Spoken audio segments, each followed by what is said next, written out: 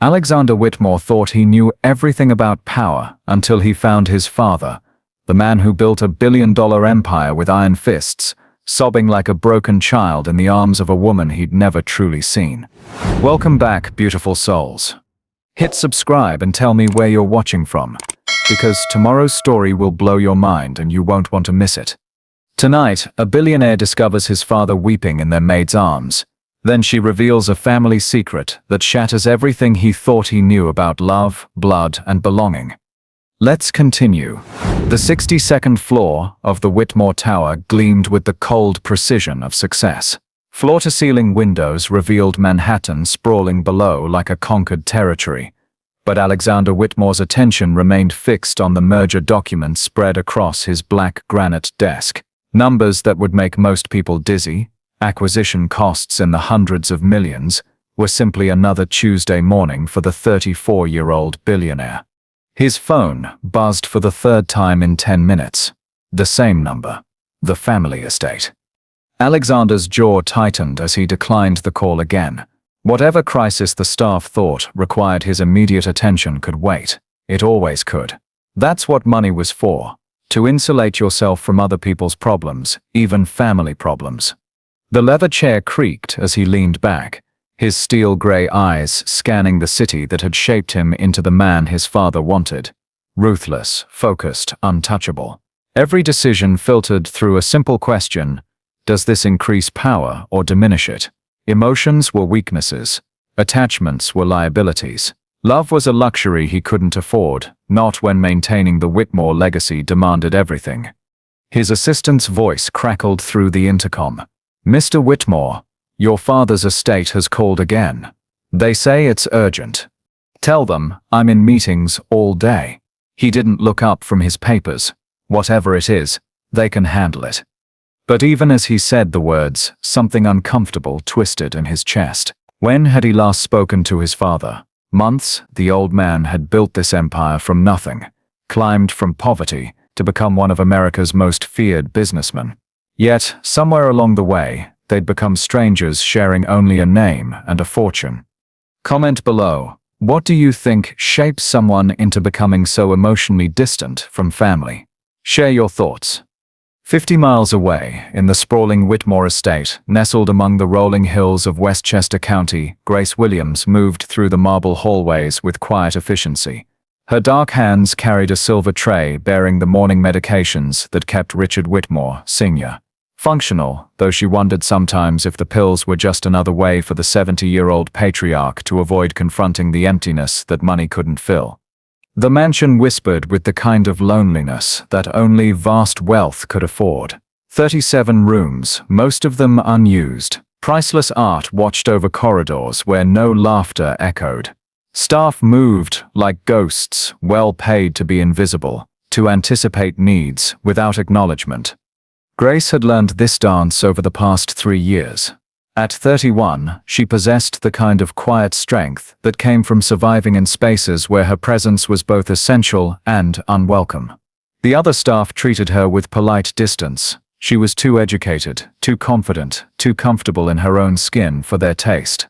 She held advanced degrees they couldn't pronounce, spoke 4 languages, yet here she was, organizing pills and managing the care of a man who barely saw her as human.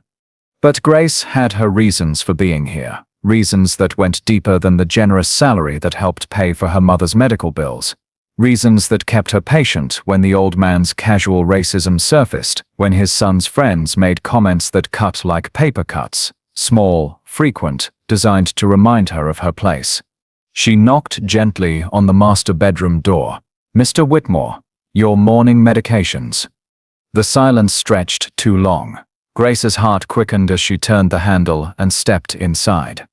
Richard Whitmore sat on the edge of his massive 4-poster bed, still in yesterday's clothes, his usually perfect silver hair disheveled. But it wasn't his appearance that made Grace set down the tray with trembling hands. It was the tears streaming down the face of a man she'd never seen show anything but cold command. "Sir."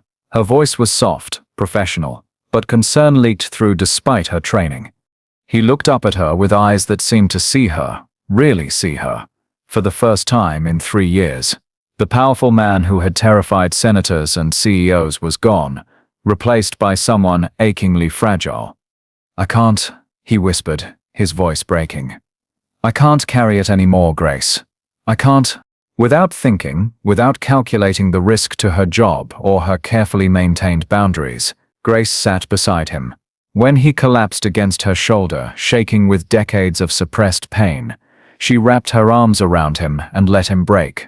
She didn't know that Alexander's car was already speeding north on the highway, that his assistant had finally convinced him the calls were genuinely urgent. She didn't know that in 20 minutes everything would change. All she knew was that the most powerful man she'd ever met was weeping in her arms, and for the first time since she'd taken this job, she felt like she was exactly where she needed to be. The Bentley's engine purred to a stop in the circular driveway, gravel crunching beneath custom Italian leather shoes, as Alexander emerged into the crisp autumn air. The estate loomed before him, all limestone and ivy, a monument to old money that had taken his father 40 years to earn the right to own. Yet standing here now, Alexander felt the familiar weight of expectations, the invisible chains of legacy that bound him to this place he'd spent most of his adult life avoiding. Mrs. Henderson, the head housekeeper, met him at the door with barely concealed relief. "Mr. Alexander, thank goodness you're here. Your father, he's been having episodes. The doctor says it's not medical, but where is he?" Alexander's voice carried the sharp edge of impatience. He had 2 conference calls scheduled for this afternoon, and a charity gala tonight where his presence was required to maintain certain business relationships.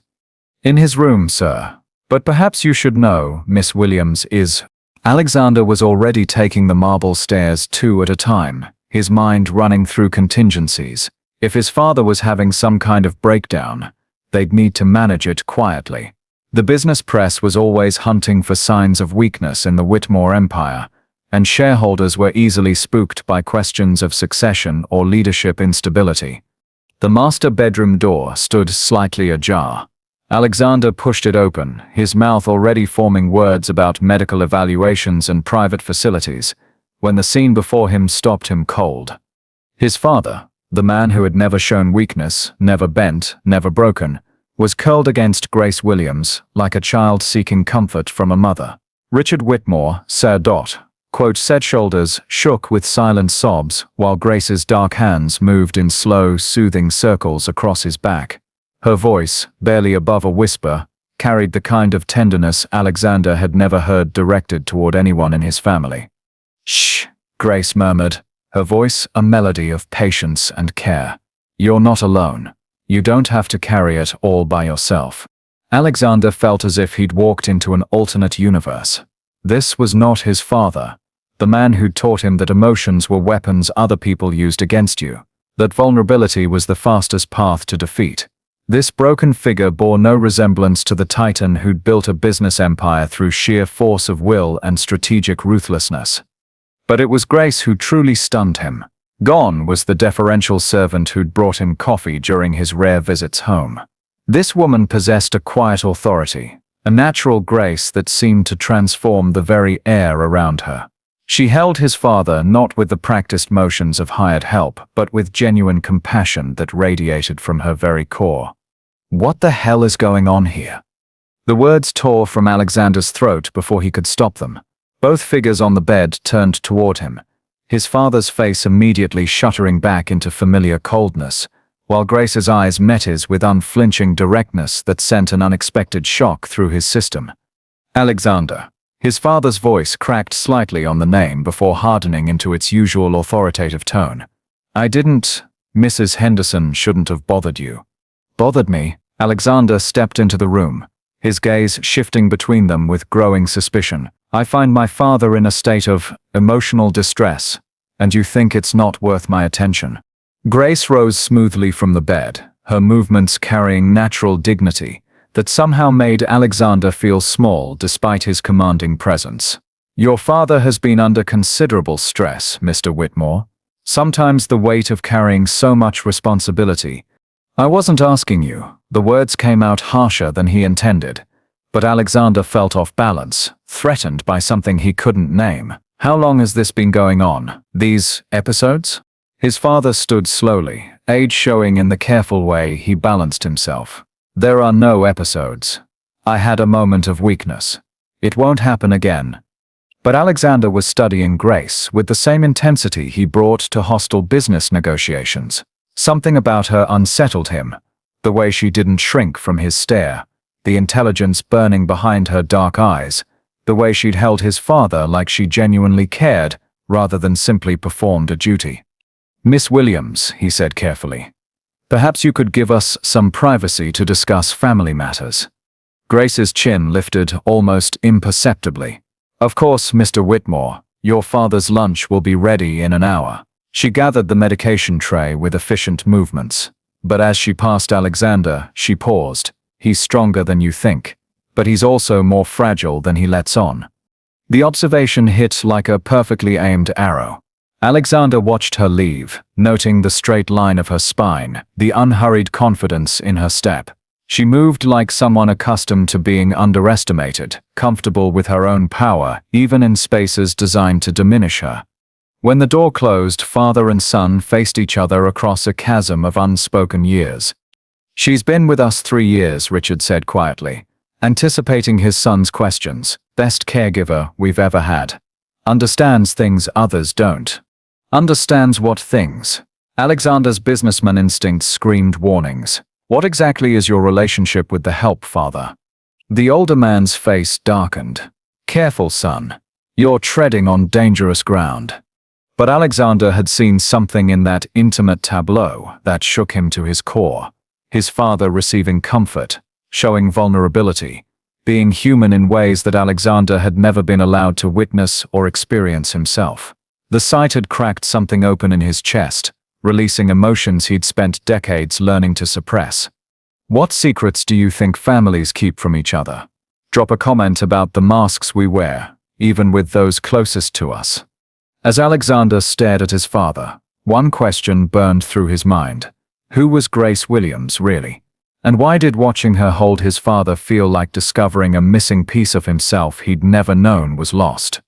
The silence in the master bedroom stretched like a taut wire, ready to snap. Alexander paced to the window, his hands clenched behind his back as he stared out at the manicured gardens where he'd once played as a child, before he'd learned that childhood was a luxury the Whitmore heir couldn't afford. "We need to discuss boundaries," he said finally, his voice carrying the cold authority he'd inherited, along with the family fortune. "I don't know what kind of relationship you think you have with the staff, but what I witnessed was highly inappropriate." Richard Whitmore Sr. lowered himself into the leather armchair by the fireplace, his movements careful and measured. The broken man from moments before had vanished, replaced by the familiar mask of patriarchal control. "You don't understand the situation, Alexander." "I understand enough." Alexander spun to face his father, steel gray eyes blazing. "I understand that you've allowed a member of the household staff to manipulate you during a moment of weakness. I understand that your judgment may be compromised by what?" The older man's voice carried a warning edge that had once made senators tremble. "By loneliness. By age. By whatever medical issues you're clearly hiding from me." Alexander's words came faster now, his businessman's instincts taking over. "How long has she been taking advantage of your condition? What has she asked for? Money? Property? A place in the will?" The accusations hung in the air like poison. Richard's face darkened with an anger that reminded Alexander why his father had been feared in boardrooms across 3 continents. "Grace Williams has never asked me for anything beyond what she's earned through honest work. She's been nothing but professional, compassionate, and professional." Alexander's laugh was bitter. "Father, I found you crying in her arms like she was your mother. That goes far beyond professional caregiving." 2 floors below, Grace stood in the kitchen mechanically preparing Richard's lunch, her hands steady despite the tremor of rage building in her chest. The kitchen staff gave her wide berth. They'd learned to read the signs when she was processing the casual cruelties that came with working for the wealthy. Mrs. Henderson bustled in, her face tight with worry. "Dear, perhaps you should take the rest of the day off." Young Mr. Whitmore seemed quite agitated. Grace's knife paused over the vegetables she was dicing. "Did he say something to you about me?" Not directly, but the older woman wrung her hands. You know how these people are about maintaining certain standards. Perhaps it would be best if you kept your distance while he's visiting. The words hit like physical blows. Keep your distance. As if her 3 years of dedicated service, her genuine care for a lonely old man, her advanced degrees and quiet dignity, meant nothing the moment the heir apparent decided she'd overstepped invisible boundaries. Grace set down the knife with deliberate precision. Mrs. Henderson, in 3 years, have I ever done anything inappropriate? Have I ever been anything but professional and respectful? Of course not, dear, but then I'll continue doing my job exactly as I always have. Grace's voice carried quiet steel. Mr. Whitmore Sr. needs his medications on schedule and his meals prepared to his dietary requirements. If his son has concerns about my performance, he's welcome to discuss them with me directly. But even as she spoke the words, Grace felt the familiar ache of being reduced to nothing more than her function. Her humanity erased by assumptions about her motivations and her place. She'd endured this dance before, the suspicious questions, the casual dismissal of her intelligence, the implication that any kindness she showed must have ulterior motives. Upstairs, the battle between father and son had escalated into familiar territory, the careful thrust and parry of two strong-willed men who'd never learned to be vulnerable with each other. You're projecting your own cynicism onto someone who doesn't deserve it, Richard said, his voice strained with the effort of maintaining composure. I'm protecting this family from potential scandal, Alexander shot back. Do you have any idea how this would look in the press? Elderly billionaire becomes emotionally dependent on household staff. The board would have legitimate concerns about your fitness to what? To run the company I built from nothing. Richard's mask finally slipped, revealing the hurt beneath the anger. The company you've been so eager to inherit that you can't even visit your own father without calculating the business implications. The words found their mark. Alexander felt something crack in his chest, but he pushed the feeling down, buried it beneath layers of practiced emotional armor. This isn't about emotions, father. This is about reality, about maintaining the standards that our name represents. Standards, Richard repeated quietly. Is that what we call it when we refuse to see other people as human beings? We call it survival. Alexander's voice was ice. We call it understanding that every relationship is a potential liability, every moment of weakness an opportunity for others to exploit us. You taught me that, remember? The accusation hit its target. Richard's face went pale as he recognized his own lessons reflected back at him, the years of teaching his son to trust no one completely, to view every interaction through the lens of advantage and disadvantage. Maybe, he said quietly, I taught you wrong. But Alexander was already moving toward the door, his emotional walls slamming back into place. I'll have our attorneys review the household staff contracts. And I want a complete background check on Miss Williams, financial records, personal history, everything. Alexander, this conversation is over. The words came out clipped, final. I have calls to make. As he strode from the room, Alexander told himself he was being rational, protective, necessary. But the image of his father's broken vulnerability and the gentle strength in Grace's dark eyes followed him like shadows he couldn't shake. In the kitchen, Grace continued preparing lunch with mechanical precision, each movement a small act of defiance against the forces trying to diminish her. She'd survived worse than suspicious billionaire heirs. But as she arranged the meal on Richard's tray, she couldn't shake the feeling that something fundamental had shifted, and there would be no going back. The call came at 2:47 a.m., piercing through Alexander's restless sleep in his childhood bedroom. He decided to stay overnight to handle the Grace situation properly, a decision he was already regretting as memories of adolescent insecurities seeped through walls that had once felt like a prison. Mr. Alexander? Mrs. Henderson's voice trembled with panic. You need to come quickly. Your father, he's collapsed. Miss Williams is with him, but Alexander was already throwing on clothes, his heart hammering against his ribs in a rhythm he didn't recognize. Fear, pure, undiluted terror at the thought of losing his father before they'd ever really known each other. He found them in the master bathroom. Richard lay unconscious on the marble floor, his skin gray and clammy, while Grace knelt beside him in pajamas and a robe, her hands steady as she monitored his pulse.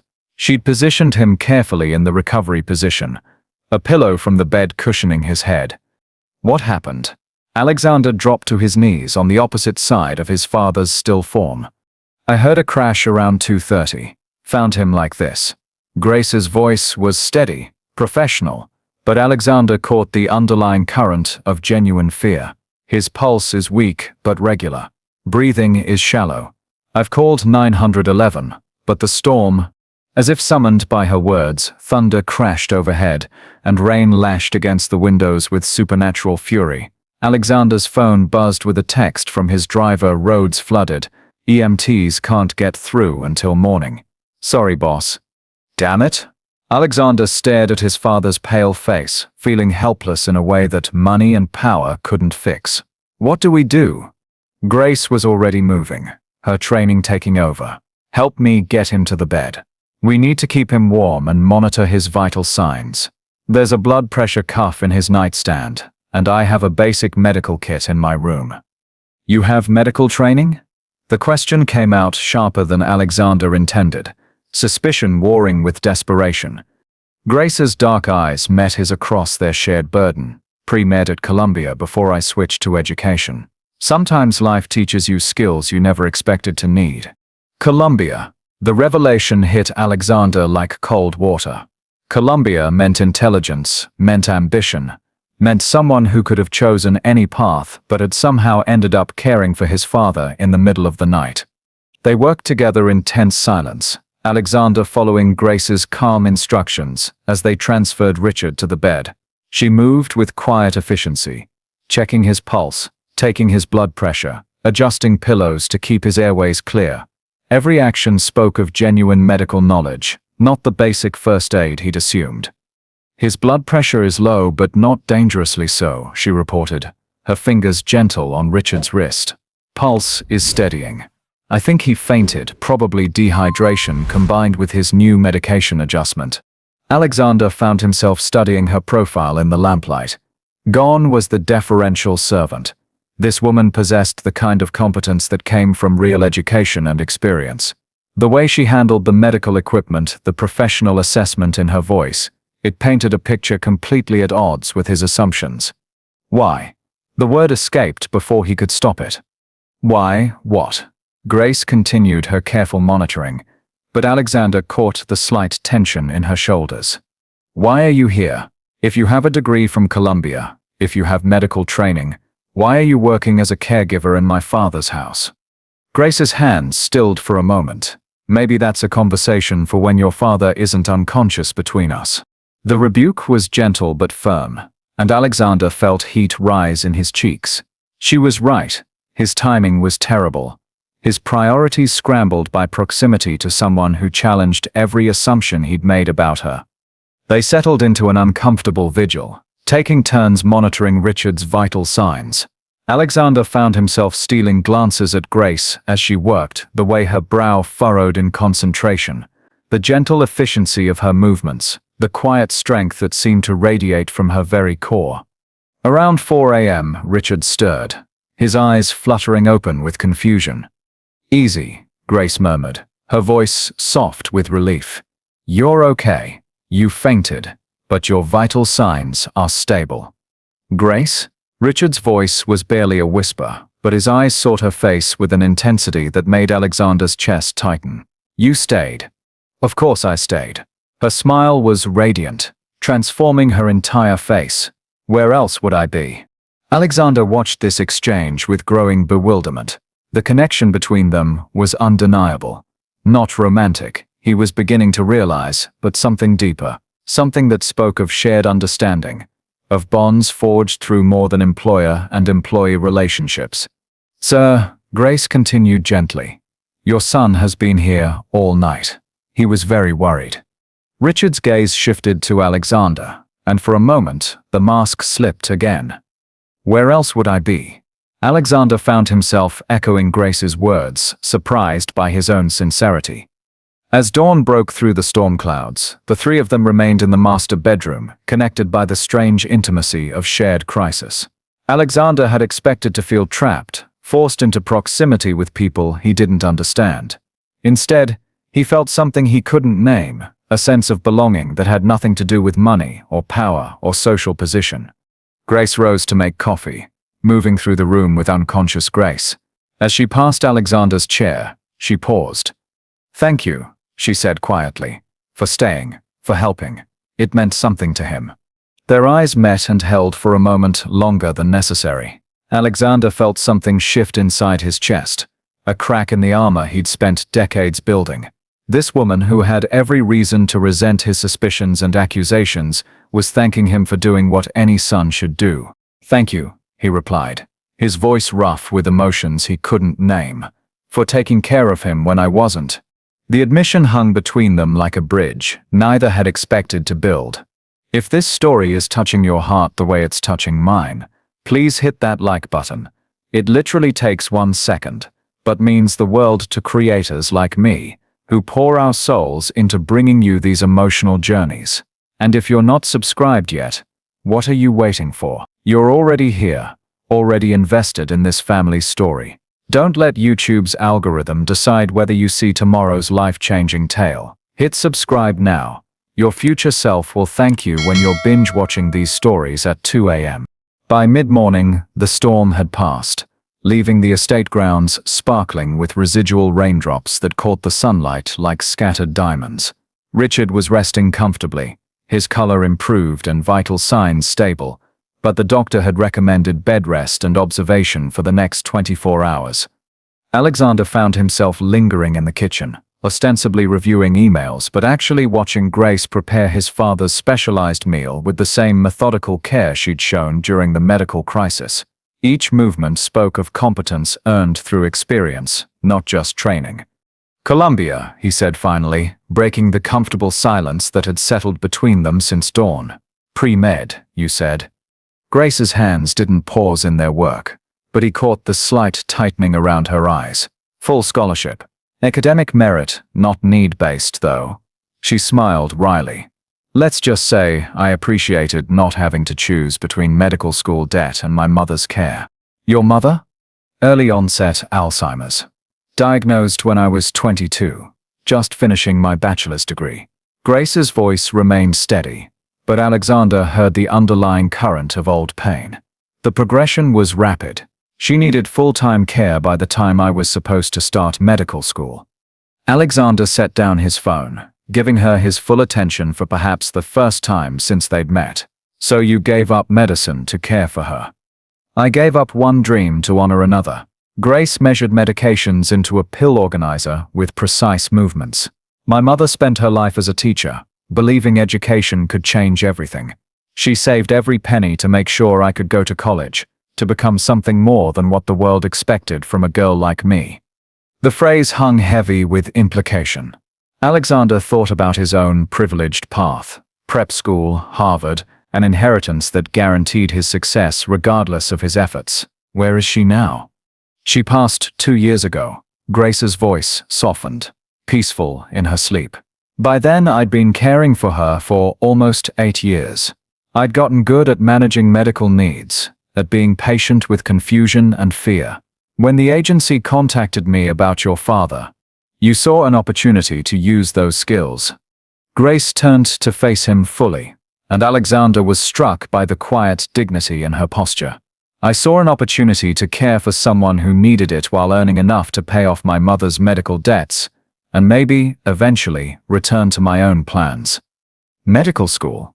A teaching degree, actually. Somewhere along the way, I realized my mother was right. Education changes everything. I want to work with adult literacy programs, help people who never got the chances I did. The revelation hit Alexander like a physical blow. Here was someone who'd sacrificed her dreams not once but twice, first for family, then to honor those sacrifices by helping others. It was so far removed from his world of inherited privilege and calculated advantage that he struggled to process it. The agency must have told you about our family, he said carefully. About the money, the expectations. Grace's smile was knowing. They told me your father was difficult, demanding, and had run through 6 caregivers in 2 years. They told me the pay was excellent, but the environment could be challenging for someone like me. Someone like you. A black woman. From a working-class background. Without the right connections or social polish. Grace's voice remained matter-of-fact. But Alexander caught the steel beneath. They weren't wrong. Your father could be casually cruel when he wanted to be. The first few months were educational. Alexander thought about his own casual dismissal of her. His immediate assumptions about her motivations and intelligence. Shame crept up his throat like bitter medicine. But you stayed. I stayed because underneath the cruelty, I saw something else. Grace moved to the kitchen island, her hands flat against the marble surface. I saw a man who'd built walls so high, he'd forgotten how to climb down. A man who'd taught himself that showing weakness meant inviting attack. A man who was desperately lonely, but had no idea how to let anyone close. The description could have applied equally to Alexander himself. He felt exposed, as if Grace could see straight through the armor he'd inherited along with his father's fortune. He talks about you, you know. Grace continued quietly. When he's having bad days. He's proud of what you've accomplished, but he's terrified. He taught you to be like him. Cold, untouchable, alone. Alexander's throat constricted. He never said, "Of course not. That would require vulnerability." Grace's voice was gentle but unflinching. Just like you've never told him that you're afraid you'll never be the man he is, never be strong enough to carry the weight of everything he's built. The words hit like perfectly aimed arrows. Alexander stared at her, wondering how this woman, whom he'd known for less than 24 hours as anything more than a shadow in his peripheral vision, could see through defenses that had taken him decades to construct. "You don't know anything about me," he said, but the words lacked conviction. "I know you stayed up all night monitoring your father's pulse because you were terrified of losing him before you figured out how to love him properly." Grace's dark eyes held his without wavering. "I know you've built your entire life around trying to be worthy of a legacy that was never about worthiness in the first place. It was about fear. What do you think drives the distance between parents and children? Share your thoughts below about the walls we build to protect ourselves." Alexander felt something fundamental shifting inside his chest, like continental plates realigning. This woman, this brilliant, compassionate, perceptive woman he'd dismissed as hired help, had seen through him completely. She'd looked past his wealth and position and defenses and found the frightened son still seeking his father's approval. "Why are you telling me this?" His voice came out rougher than he intended. Grace smiled, and it transformed her entire face with radiant warmth. "Because maybe it's time someone in this family learned that showing weakness isn't the same thing as being weak. And maybe," her voice softened, "it's time you realized that the approval you're seeking has been there all along. You just both forgot how to say it." The afternoon sunlight streamed through the kitchen windows, casting long golden rectangles across the marble countertops where Alexander and Grace had been talking for hours. What had begun as careful conversation had evolved into something neither had expected: genuine connection built on mutual recognition and growing respect. Alexander found himself sharing stories he'd never told anyone, not even his closest business associates. He told Grace about the loneliness of prep school, where friendships came with price tags and every interaction was calculated for future advantage. He spoke about the weight of inheriting an empire at 25, when his contemporaries were still figuring out their careers, and how every decision carried the fear of destroying what his father had built from nothing. "I remember the first board meeting after I officially joined the company," he said, absently running his finger around the rim of his coffee cup. "I was 26, trying to prove I belonged there through merit, not just genetics. One of the older members, Harrison Webb, kept referring to me as Richard's boys, like I was playing dress-up in my father's clothes." Grace leaned forward slightly, her dark eyes warm with understanding. "I worked 18-hour days for 6 months straight, micromanaged every department, second-guessed every decision, until I nearly had a nervous breakdown." Alexander's laugh was rueful. My father finally called me into his office and told me I was trying so hard to prove I wasn't him that I'd forgotten to figure out who I actually was. Smart man, your father. Smart enough to see the problem, not wise enough to help me solve it. Alexander met her gaze. That conversation was 5 years ago. It's the deepest thing we've said to each other since.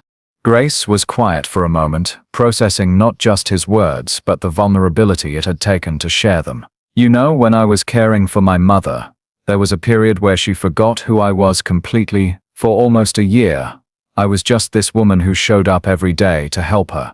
It was heartbreaking, but also freeing in a way. How so? I couldn't be her daughter anymore. That relationship was gone. So I had to figure out how to love her as just Grace. Not the woman who was supposed to fulfill her dreams or carry her legacy, but just myself. And somehow, in losing everything we'd been to each other, we found something new. Alexander felt something tighten in his chest. Did she remember, at the end? Sometimes, in moments. Grace's voice was soft with memory. But by then I'd learned that love doesn't require memory or recognition or perfect understanding. Sometimes it just requires showing up. The words hung between them, heavy with implication. Alexander thought about his own pattern of not showing up, missed dinners, declined invitations, conference calls that somehow always seemed more urgent than family time. You show up, he said quietly. For him, for everyone, it seems like I show up for people who matter to me. Grace's gaze was steady, unflinching. Your father matters to me, Alexander, not because he pays my salary, but because I've seen who he is underneath all the armor. He's brilliant and stubborn, and surprisingly funny when he thinks no one's watching. He's also terrified that he's failed as a father, that he's raised a son who's successful but not happy. The observation hit like a gentle blow. Am I happy? Grace tilted her head, studying him with the same careful attention she'd given his father's vital signs. When was the last time you did something just because it brought you joy? Not because it was strategic or necessary or expected, but because it made you feel alive. Alexander opened his mouth to answer and realized he couldn't. Every activity in his life was calculated, purposeful, designed to maintain or increase his position.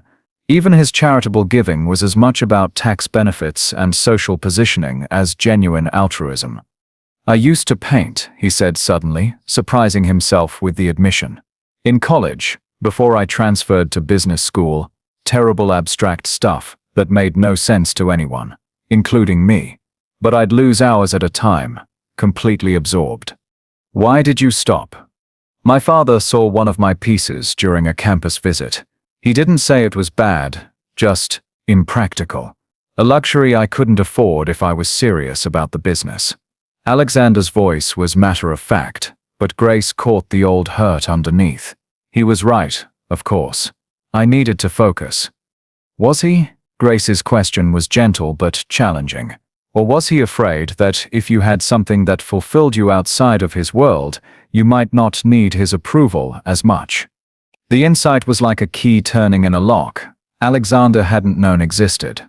He stared at Grace, seeing her not just as a caregiver or even as a remarkably perceptive woman, but as someone who understood the complex dynamics of love and control that had shaped his entire life. You should paint again, she said simply. Not for anyone else, not for any reason except that it made you feel alive. I wouldn't even know where to start. It's been over a decade. Grace smiled, and the warmth of it seemed to fill the entire kitchen. You start with one brushstroke, then another. Same way you rebuild any relationship, one honest moment at a time. As if summoned by their conversation, Richard's voice carried from upstairs, calling for Grace with the petulant tone of someone accustomed to immediate attention. Duty calls, Grace said, rising from her chair with unconscious grace. Grace. Alexander's voice stopped her at the doorway. Thank you. For seeing things I couldn't see. For helping me understand. Understand what? That maybe the approval I've been chasing was never about the business at all. Maybe it was about being seen as worthy of love, just as I am. Grace's smile was radiant. You've always been worthy, Alexander. The question is whether you're brave enough to believe it. As she disappeared upstairs, Alexander sat alone in the kitchen, feeling simultaneously emptied and filled. For the first time in years, maybe decades, he felt the stirring of something that might have been hope. The walls he'd built around his heart hadn't crumbled, but Grace had shown him where the door was. And for the first time, he was considering opening it. The call came at 6 p.m., just as Grace was helping Richard with his evening medications. Alexander's private investigator had worked with unusual speed. Money, it seemed, could accelerate even the most thorough background checks. Mr. Whitmore. The voice on Alexander's phone was crisp, professional. I have those results you requested on Grace Williams. You might want to sit down for this. Alexander was in the study, surrounded by the mahogany-paneled walls that had intimidated him as a child. The room felt smaller now, suffocating, as he listened to information that would change everything. Go ahead. Grace Williams, born Grace Thompson in Detroit, Michigan. Mother, Sarah Thompson. Deceased. Father, the investigator paused. This is where it gets complicated, sir. Father listed on the birth certificate as unknown, but hospital records from 1992 show some interesting visitors during her birth. Alexander's pen stopped moving across the legal pad where he'd been taking notes. Something cold began spreading through his chest. Your father, Richard Whitmore Sr., was listed as an emergency contact. He also paid all hospital bills and established a trust fund that covered Grace Thompson's educational expenses through college. The trust was managed through a shell company. But the paper trail is clear. The words hit Alexander like physical blows. Each revelation was a piece of a puzzle he'd never known existed, forming a picture that made his stomach clench with sick realization. There's more, sir. Medical records indicate Grace Williams underwent genetic testing for a hereditary condition 2 years ago.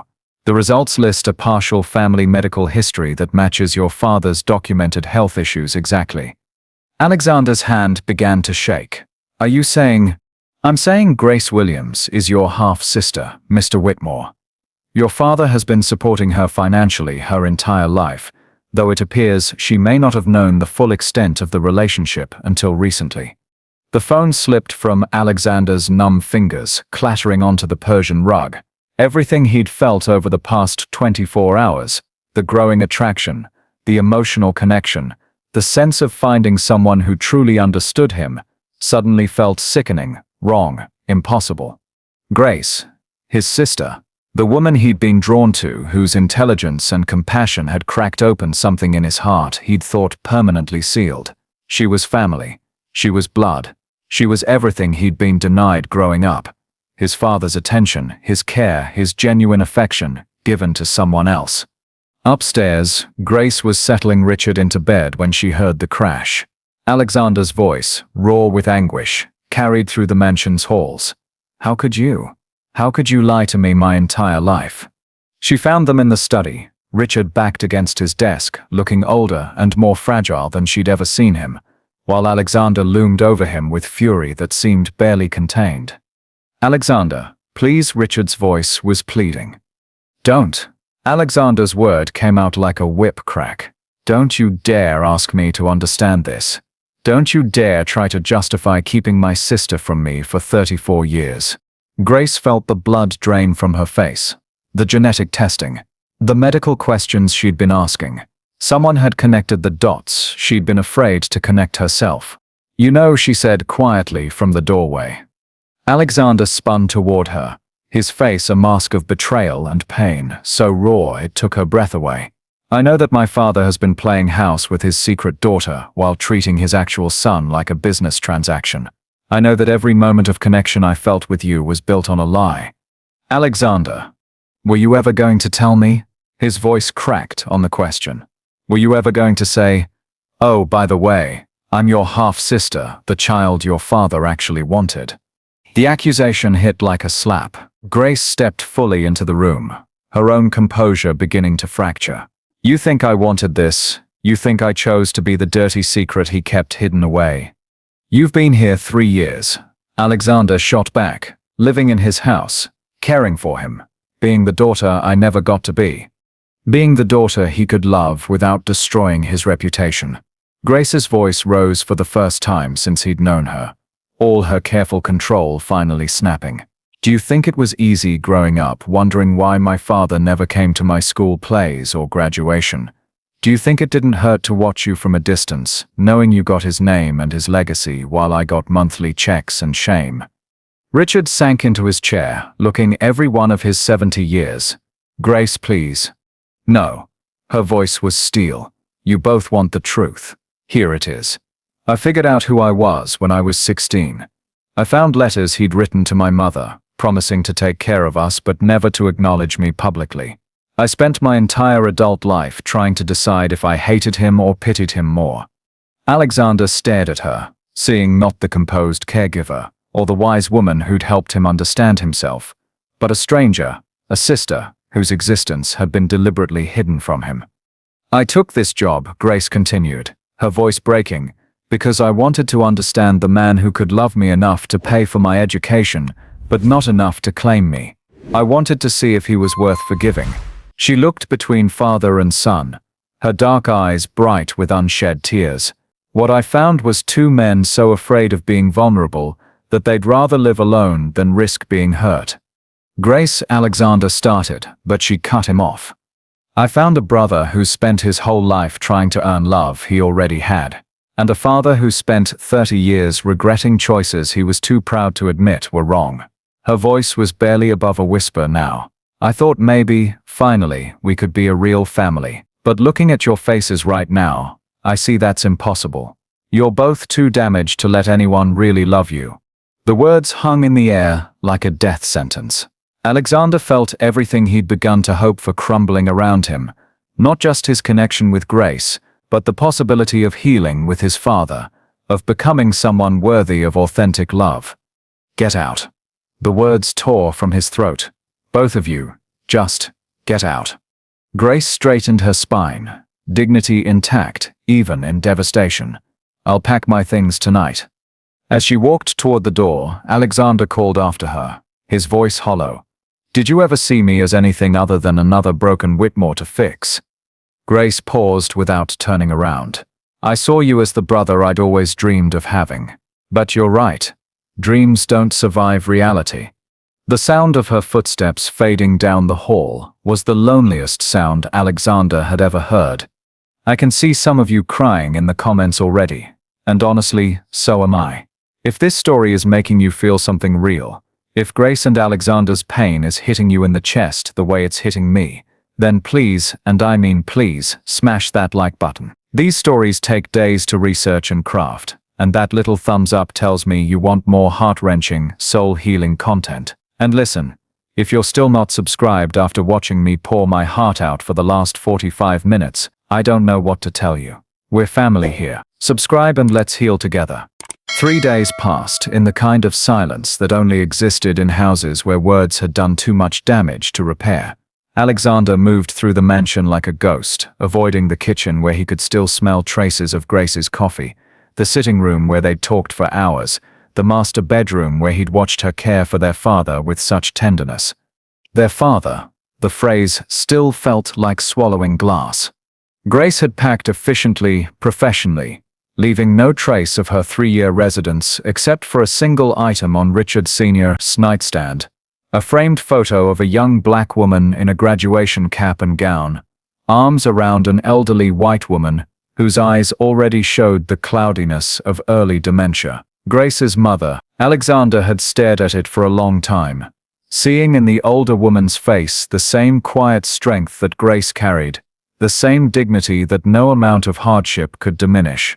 Richard had taken to his bed again, not from physical illness this time, but from something deeper, the weight of 30 years of cowardice finally breaking him down.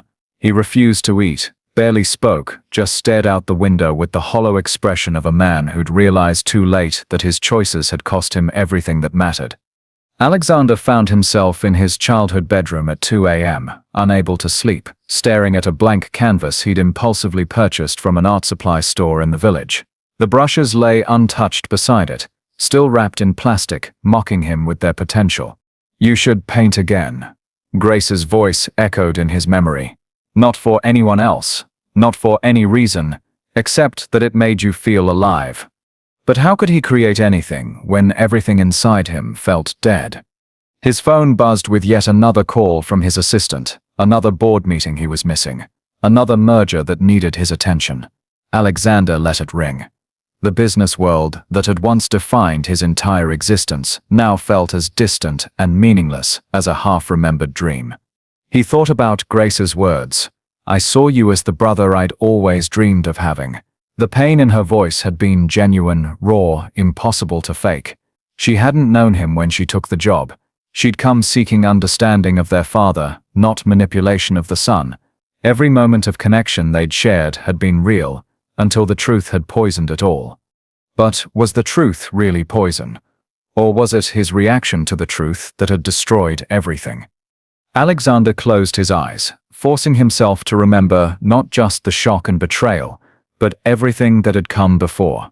Grace's gentle competence during his father's medical crisis, her insights into the walls they'd both built, the way she'd seen through his defenses, and found something worth nurturing underneath. None of that had changed just because they shared DNA. The realization hit him like cold water. He wasn't angry at Grace for being his sister. He was angry at his father for depriving them both of that relationship their entire lives. He was angry at himself for feeling emotions he'd now convinced himself were wrong, when in truth they'd been the first genuine feelings he'd experienced in years. Grace hadn't manipulated him. She'd simply been herself, brilliant, compassionate, strong enough to care for broken men who didn't know how to accept care. The fact that she was his sister didn't erase her worth, it made losing her even more devastating. Downstairs, Mrs. Henderson was crying quietly in the kitchen, cleaning dishes with mechanical precision. She looked up when Alexander appeared, her eyes red-rimmed with grief. "She was the best of us," the older woman said without preamble. "That girl had more grace in her little finger than this whole family's shown in decades. Your father's dying of guilt, you're dying of pride, and she's probably somewhere thinking she's not worth fighting for." "Mrs. Henderson. Don't you Mrs. Henderson me, boy. I've worked for this family for 25 years, and I've never seen your father care about anyone the way he cared about that girl. Not because she was his daughter. He didn't even know that at first, but because she was the first person in decades who saw him as human instead of just rich." Alexander leaned against the doorframe, feeling the weight of truth in her words. "You know what she told me when she left?" Mrs. Henderson continued, her voice thick with emotion. "She said she hoped you'd find a way to forgive your father, because carrying that much anger would kill you both. Even after everything, she was still trying to take care of this family." Alexander closed his eyes against the sting of tears he'd been fighting for 3 days. "It's too late. I said things. It's only too late when one of you stops breathing," Mrs. Henderson said firmly. "That girl has been taking care of broken people her whole life. You think she doesn't know the difference between words said in pain and words said in truth?" The kitchen fell silent, except for the tick of the antique clock on the wall. Alexander thought about choices. The ones his father had made out of fear and social pressure, the ones Grace had made out of love and duty, the ones he was making right now out of wounded pride.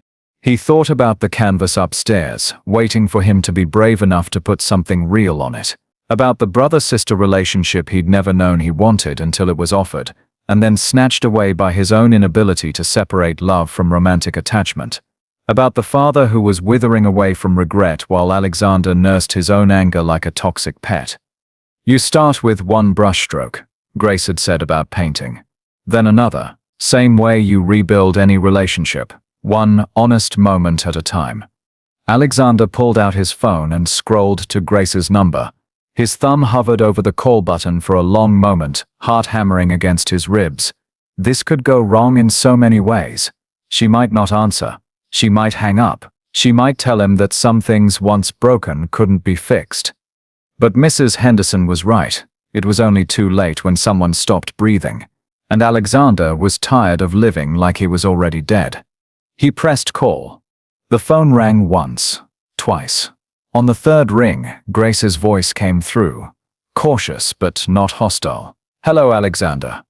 "Grace." His voice cracked on her name. He stopped, swallowed, tried again. I miss my sister. The silence that followed lasted an eternity. Then, so softly he almost missed it. I miss my brother, too. Is there any way we can try again? Start over. Another pause. I don't think we can start over, Alexander. But maybe we can start from where we are and build something real. Hope, fragile as spun glass, began to bloom in Alexander's chest. Where are you? A hotel downtown. I've been thinking about family and forgiveness, and whether some bridges can be rebuilt. Come home, Alexander said, the words coming from somewhere deeper than thought. Please, come home and help me figure out how to be your brother. Help me figure out how to forgive our father. Help me figure out how to be part of a real family. Alexander, I know I have no right to ask. I know I said terrible things, but I can't do this alone. And I don't think you should have to either. We're family, Grace. Maybe it's time we acted like it. The silence stretched, and Alexander held his breath, waiting for the choice that would determine whether the Whitmore family died with this generation or found a way to heal. Grace returned to the Whitmore estate at sunset, the golden light painting the limestone walls the same warm honey color they'd been the day she'd first arrived 3 years ago. But everything was different now. She wasn't returning as hired help or even as a secret daughter. She was coming home as family, fragile, complicated, real family that would have to be built one honest moment at a time. Alexander met her at the front door, and for a heartbeat, they simply looked at each other. 3 days had carved new lines around his eyes, but something had shifted in his bearing. The rigid control had softened into something that looked remarkably like hope. "Hi," he said quietly. "Hi." Grace's smile was tentative but genuine. "How is he?"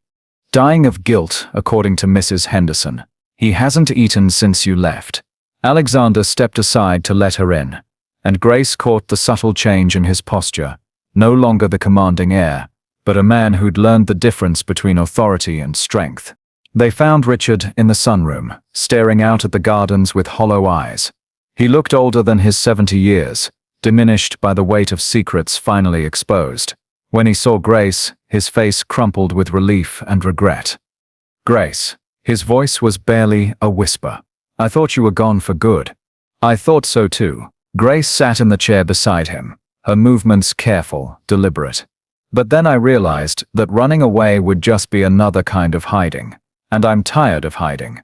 Alexander took the chair across from them, completing a triangle that felt both foreign and necessary. "We all are." Richard's hands shook as he reached for Grace's.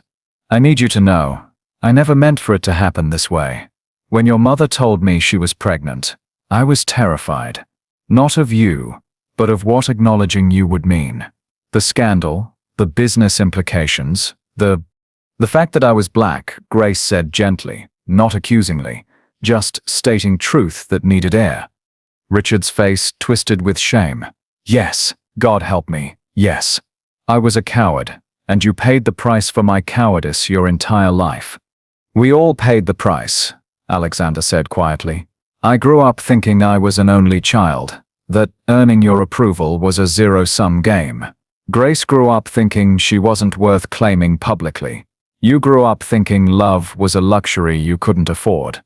Grace squeezed her father's hand. "The question isn't whether we can change the past. The question is whether we can build something better with the time we have left."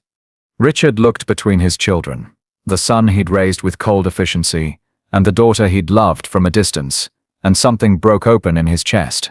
"I don't know how to be a father to both of you. I don't know how to undo 30 years of—" "You don't undo it," Grace interrupted softly. "You just start from where you are, right now, with truth."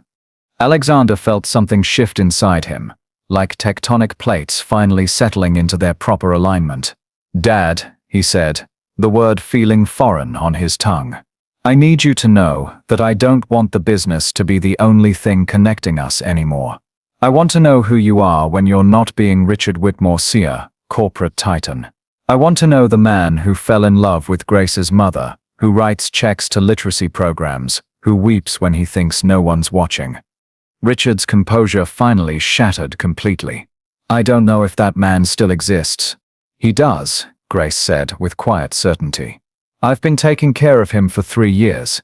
He's stubborn and proud, and sometimes cruel when he's scared. But he's also capable of surprising gentleness. He remembered every detail of my mother's medical needs. He keeps a photo of my college graduation in his desk drawer. He calls me Amazing Graces when he thinks I can't hear him. Alexander stared at his father with new eyes. You do? She is amazing, Richard said simply.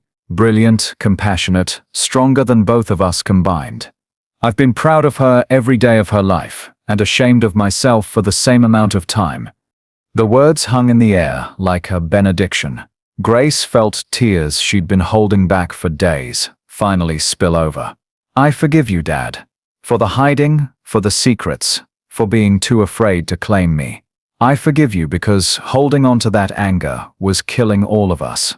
Alexander reached across the space between them and took both their hands, creating a circle of connection that had been 34 years in the making. I forgive you too, and I'm sorry, Grace, for assuming the worst, for letting my own insecurities make me cruel. You deserved a brother who celebrated finding you, not one who punished you for existing. We're going to make mistakes, Grace said, looking between the two men who'd shaped her life in such complicated ways. We're going to trigger each other's old wounds and say the wrong things and probably fight about money and boundaries and all the messy stuff that real families fight about. But we're going to do it as family, Alexander said. Messy, complicated, real family. Richard squeezed both their hands. I want to make it right. The business, Grace. I want you to have your rightful share. Your education, your position, everything should have been acknowledged years ago. Dad, Grace interrupted gently. I don't want your money. I want your time. I want family dinners where we actually talk. I want to hear stories about Mom that aren't just medical histories. I want Alexander to teach me about the business side of things. And I want to teach both of you about the literacy programs you've been funding anonymously for years. Alexander looked at his sister with growing admiration. You knew about the literacy programs. I know about a lot of things. I've had 3 years to piece together who our father really is underneath all the armor. Grace's smile was radiant. He's actually pretty wonderful when he stops trying to be invulnerable. 6 months later, Alexander stood in the gallery space Grace had convinced him to rent, surrounded by paintings that made no sense to most people but captured something essential about healing and family, and the courage it took to be authentically yourself. The canvases were bold, abstract, full of movement and color and hope. Grace moved through the crowd with natural grace, introducing Alexander's work to potential buyers while managing to make each person feel genuinely seen. She'd enrolled in graduate school again, pursuing a master's in education while working part-time with the foundation they'd established together, combining her passion for literacy with the Whitmore family's resources. Richard sat in the corner, looking healthier than he had in years, deep in conversation with a young teacher about innovative reading programs. He'd stepped back from day-to-day business operations, choosing instead to focus on philanthropy, and for the first time in his life, simply enjoying his children's company. Excuse me, a warm voice said at Alexander's elbow. Are you the artist? Alexander turned to find a woman with kind eyes and paint-stained fingers studying his largest piece, a swirling canvas titled Found Family. I am. I'm Dr. Maya Patel. I run an art therapy program at the Children's Hospital.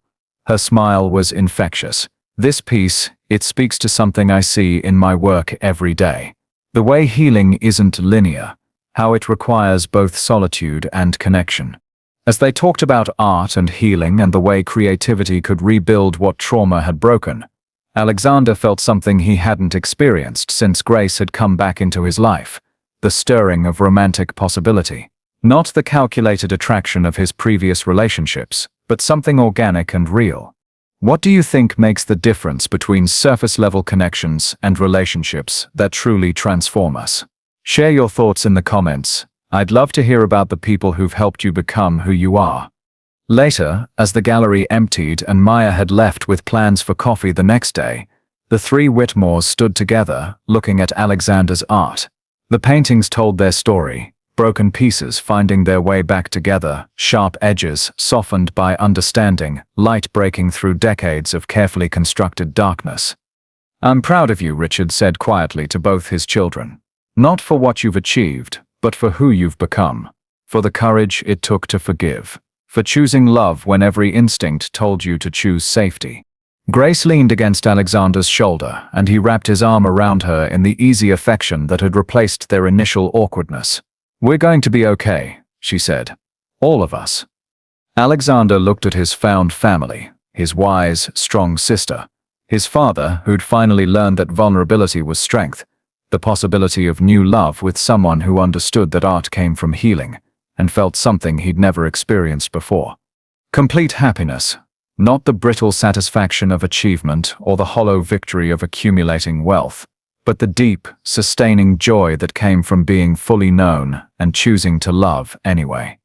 The Whitmore family had been broken for 34 years, but sometimes Alexander thought as he pulled Grace and Richard into a group hug that would have been unimaginable 6 months ago, the most beautiful things were built from pieces that had learned how to fit together in entirely new ways. In the end, love hadn't been about earning worthiness or meeting impossible standards. Love had been about showing up, telling the truth, and choosing connection over the familiar comfort of isolation. And for the first time in his life, Alexander Whitmore felt like he was exactly where he belonged. The end. This story transforms a shocking family secret into a journey of healing, forgiveness, and the revolutionary power of choosing vulnerability over self-protection. As Grace taught them both, love doesn't require perfection. It just requires showing up, one honest moment at a time. If this story touched your heart, wait until you see what's coming next. It's more emotional, more shocking, and more beautiful than anything you can imagine. Don't let it slip away. Click that next story appearing on your screen right now. Thank you for staying with us until the very end, beautiful soul.